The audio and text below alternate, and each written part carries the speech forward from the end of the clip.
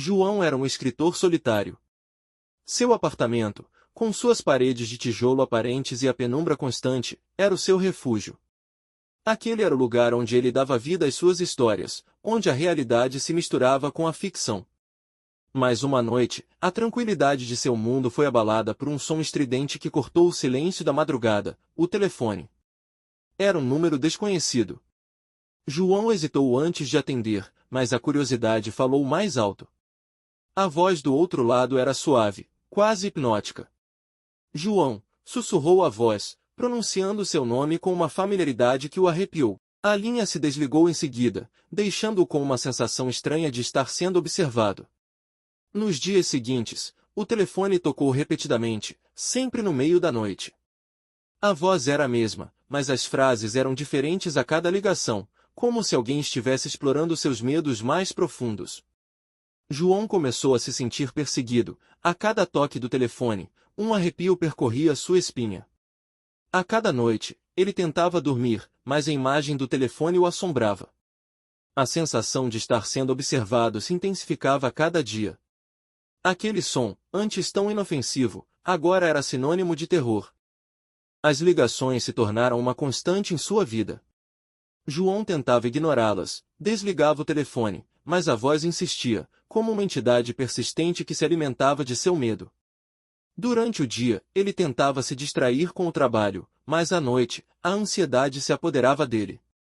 O apartamento, que antes era seu refúgio, agora parecia uma prisão. As paredes pareciam se fechar em torno dele, e as sombras dançavam no teto, tomando formas grotescas. João começou a ouvir ruídos estranhos, como passos no corredor ou sussurros vindos do sótão.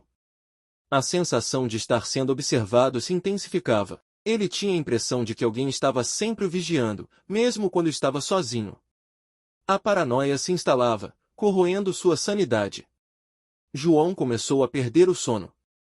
As noites se tornavam uma tortura, com a mente repleta de imagens assustadoras.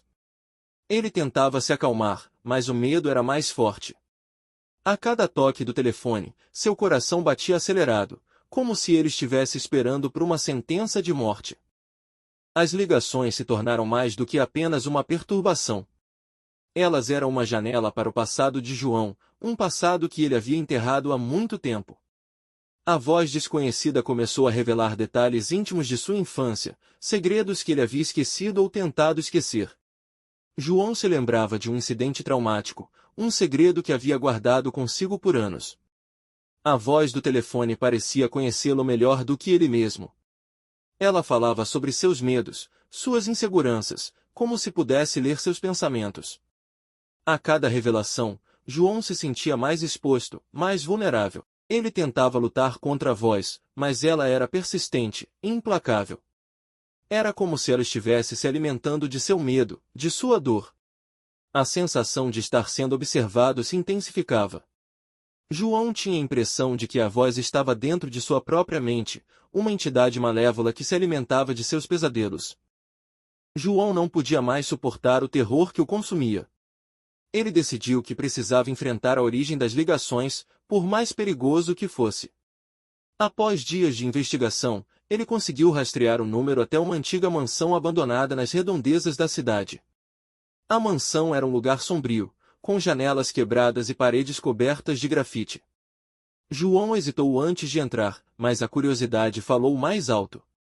Ele se aventurou pelos corredores, os passos ecoando no silêncio. No porão, ele encontrou um diário antigo, guardado em uma caixa de madeira. Ao abri-lo, João começou a ler as páginas amareladas, cada palavra revelando uma história de terror e vingança.